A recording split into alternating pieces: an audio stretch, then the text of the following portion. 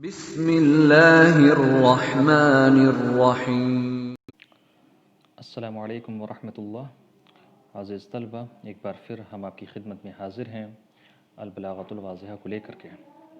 ہم اغراض تشبیہ کو پڑھ رہے ہیں اور اس سبق میں ہم نے آپ کے سامنے مثالوں کی روشنی میں کافی حد تک اس کی وضاحت کر دی ہے کہ تشبیہ کو کن مقاصد کے لیے لایا جاتا ہے۔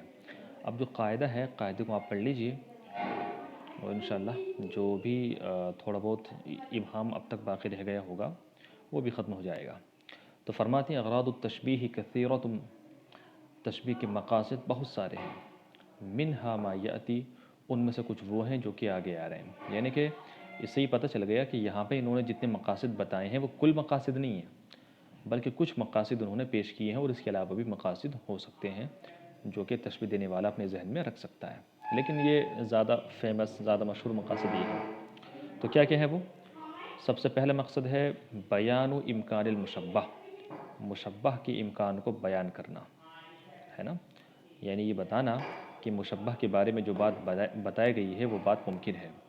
وَذَلِكَ حِينَ يُسْنَدُ إِلَيْهِ أَمْرٌ مُسْتَغْرَبٌ لَا تَزُولُ غَرَابَتُهُ إِلَّا بِذِكْرٍ شَبِيهٍ لَهُ، اور یہ اس وقت ہوتا ہے جب کہ مشبہ کی طرف منسوب کر دی جاتی ہے کوئی انوکھی چیز، ہے نا، لا تزول غرابتہ، کہ جس کا انوکھا پن دور نہ ہوتا ہو، الا بذکر شبیہ لہ، مگر اس کے جیسی کوئی چیز ذکر کر کے۔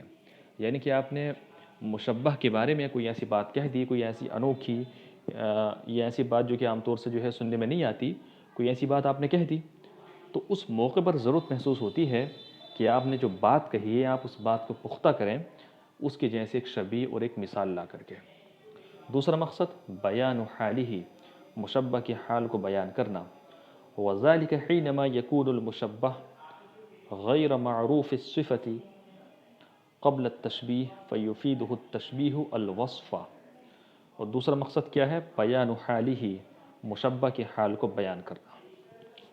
اور یہ کس وقت ہوتا ہے؟ یہ وَذَلِكَ حِينَمَا، اور یہ اس وقت ہوتا ہے جبکہ يَكُونُ الْمُشَبَّهُ غَيْرَ مَعْرُوفِ الصِّفَةِ، جبکہ مشبہ کی صفت معلوم نہ ہو۔ یعنی مشبہ تو معلوم ہو لیکن مشبہ کے بارے میں، مشبہ کی جو حالت ہے، جو اس کی پوزیشن ہے نا، جو اس کی صفت ہے وہ معلوم نہ ہو، اس کی پوزیشن کلیئر نہ ہو، ٹھیک ہے، قبل التشبیہ، تشبیہ سے پہلے۔ فَيُفِيدُهُ التشبیہ الوصف، تو تشبیہ جو ہے اس کی پوزیشن کو بیان کرتی ہے۔ وصف مانے بیان کرنا، بتانا، تو تشبیہ جو ہے اس کی پوزیشن کو واضح کرتی ہے اور بتا دیتی ہے۔ تو مشبہ کی حال کو بیان کرنا یہ دوسرا مقصد ہو گیا۔ تیسرا مقصد کیا ہے؟ بیان و مقدار حالہ، مشبہ کی حالت کی مقدار بیان کرنا۔ ایک تو یہ ہے کہ مشبہ کی حالت بیان کرنا، اور ایک دوسری چیز یہ ہے مشبہ کی حالت کی مقدار بیان کرنا۔ وَذَلِكَ إِذَا كَانَ الْمُشَبَّهُ مَعْرُوفَ الصِّفَةِ قَبْلَ التَّشْبِيهِ مَعْرِفَةً إِجْمَالِيَّةً، کہہ رہے ہیں اور یہ اس وقت ہوتا ہے جبکہ مشبہ تشبیہ سے پہلے مشبہ کی صفت معلوم تو ہوتی ہے لیکن معرفتاً اجمالیتاً، اجمالی طور پہ معلوم ہوتی ہے۔ تو مشبہ کی جو صفت ہے وہ اجمالی طور پہ معلوم ہوتی ہے۔ وَكَانَ التَّشْبِيهُ يُبَيِّنُ مِقْدَارَ هَذِهِ الصِّفَةِ، اور تشبیہ اس صفت کی مقدار کو بیان کر دیتی ہے۔ تو وہ جو صفت ہے وہ صفت معلوم ہے تشبیہ دینے سے پہلے، لیکن وہ صفت ہے کتنی یہ معلوم نہیں تھا، تو اس بات کو جو ہے بیان کر دیا تشبیہ لا کر کے۔ تقریر حالہ، مشبہ کی حالت کو ذہن میں راسخ کرنا۔ کما اذا كان ما اسند الى المشبہ يحتاج الى التثبیت، جیسے کہ اگر مشبہ کی طرف منسوب کر دی جائے کوئی ایسی چیز یحتاج الى التثبیت، جو کہ تثبیت کی محتاج ہو، یعنی کہ بہت زیادہ ذہن میں راسخ کرنے کی محتاج ہو، والایضاح، اور وضاحت کی محتاج ہو، بالمثال، مثال کے ذریعے۔ تو کبھی ایسا ہوتا ہے کہ مشبہ کی طرف آپ جو ہے کوئی ایسی بات منسوب کر دیتے ہیں کہ وہ بات جو ہے ذہن میں بیٹھانا ضروری ہوتا ہے، تو بات کو ذہن میں بیٹھانے کے لیے کیا کیا جاتا ہے؟ تشبیہ لائی جاتی ہے۔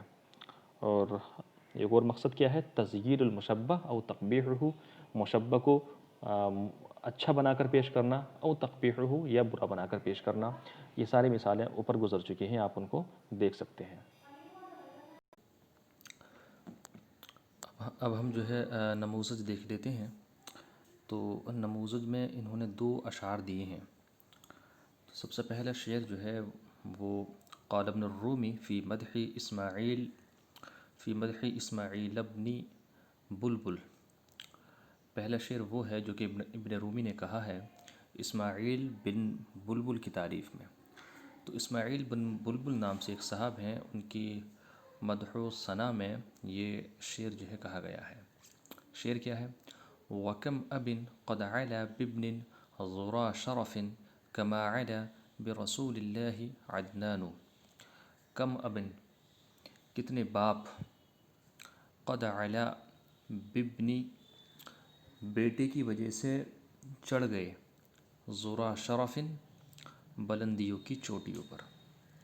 تو ذرا یہ ذروتن کی جمع ہے. شرف بولتے ہیں عزت اور عظمت کو. تو اعلیٰ علم بلند ہونا. تو عزت کی چوٹیوں پر بلند ہو گئے ہیں، یعنی کہ عزت کی چوٹیوں پہ چڑھ گئے. تو کتنے باپ بیٹے کی وجہ سے عزت کی چوٹیوں پر چڑھ گئے. کما علا برسول اللہ عدنان، جیسے کہ رسول اللہ کی وجہ سے عدنان بلندیوں کی چوٹیوں پر چڑھ گیا. اب دیکھیے یہاں پہ جو ہے کما کے ذریعے تشبیہ ہے نا، لیکن تشبیہ کس لیے دی گئی ہے نا؟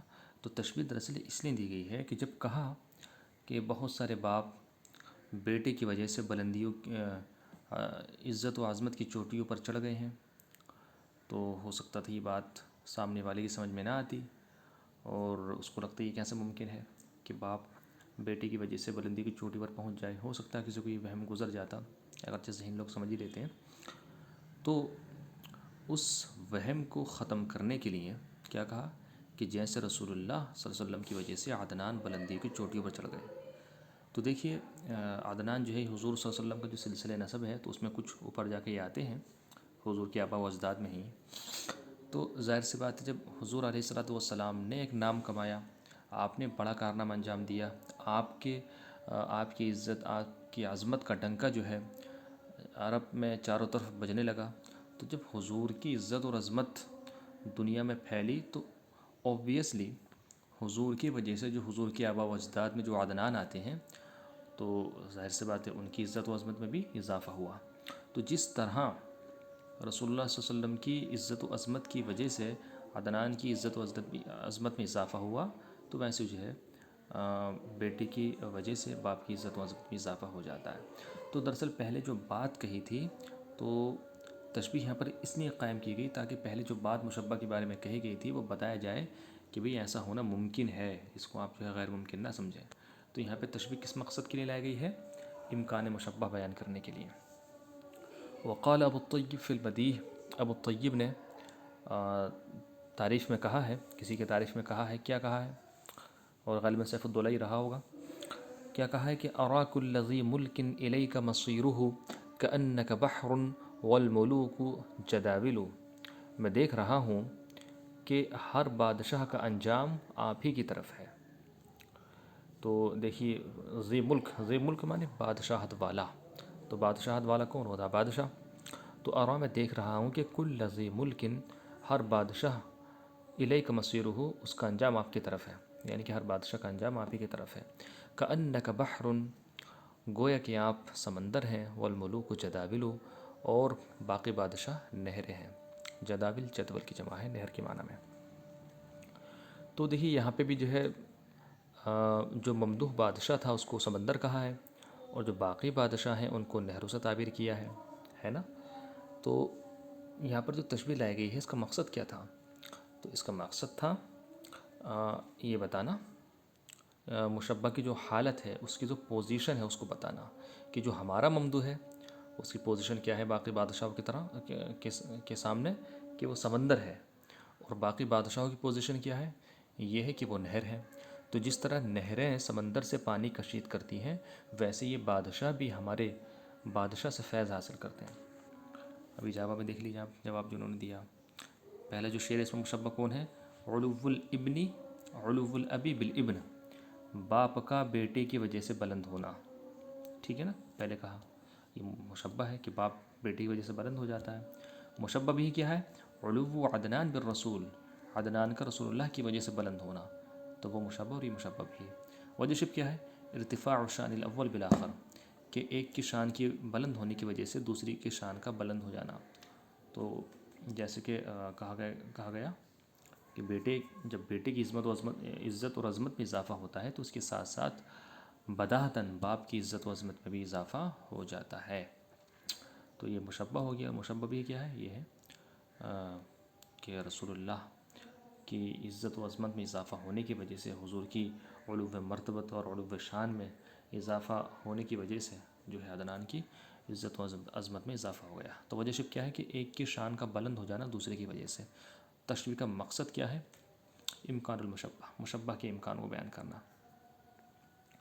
دوسرا دیکھیے، کہا نا کأنک بحر، تو کأنک بحر ایک تشبیہ تو یہ ہے، اور دوسری تشبیہ جو ہے والبلوک جدابل، تو کأنک بحر جو ہے اس کے بارے میں بتا رہے ہیں کہ مشبہ کیا ہے؟ الضمیر فی کأنک، تو کأنک میں جو کاف ضمیر ہے یہ مشبہ ہے آپ، اور مشبہ بھی کیا ہے؟ سمندر، تو اپنے بادشاہ کو سمندر سے تشبیہ دیے نا، تو کاف ضمیر مشبہ اور بحر مشبہ بھی ہے۔ اس کے بعد جو ہے عظم، یعنی کہ بلند، بہت زیادہ عظیم ہونا، یہ وجہ شب ہے۔ تو سمندر بھی جو ہے بہت زیادہ عظیم ہوتا ہے اور اپنے اندر بے پناہ چیزیں رکھتا ہے، اور بادشاہ بھی عظیم ہے، تو عظم یعنی کہ عظمت و برتری، تو یہ جو ہے وجہ شب ہے جو کہ دونوں کے درمیان پائی جا رہی ہے۔ تو اس تشبیہ کو لائے کیوں گیا ہے؟ بیان حال المشبہ، مشبہ کی حال کو بیان کرنے کے لیے کہ ہمارا بادشاہ سمندر کی طرح ہے عظمت میں۔ دوسری تشبیہ دیکھیے، والبلوک جدابل، البلوک مشبہ، جدابل مشبہ بھی۔ وجہ شب کیا ہے؟ الاستمداد من شیء، کسی چیز سے مدد حاصل کرنا۔ تو جو باقی کے بادشاہ ہیں تو وہ بھی جو ہے کیا بولتے ہیں ہمارے ممدوح بادشاہ سے فیض پاتے ہیں، جیسے کہ نہریں سمندر سے فیض پاتی ہیں۔ تو الاستمداد من شیء، کسی چیز سے مدد حاصل کرنا، تو یہ ایسی چیز ہے جو کہ دونوں کے درمیان پائی جاتی ہے، ملوک کے درمیان بھی پائی جاتی ہے، جدابل کے درمیان بھی پائی جاتی ہے۔ اس تشبیہ کا مقصد بھی کیا ہے؟ بیان حال المشبہ، مشبہ کی حال کو بیان کرنا۔ تو یہ آج ہمارا چیپٹر کمپلیٹ ہو گیا۔ اس پر آپ خود سے جو ہے کئی سارے مثالیں بنائیے اپنے طور پہ، اپنے مقاصد کے لیے، تو آپ کی صلاحیت میں اضافہ ہوگا۔ السلام علیکم۔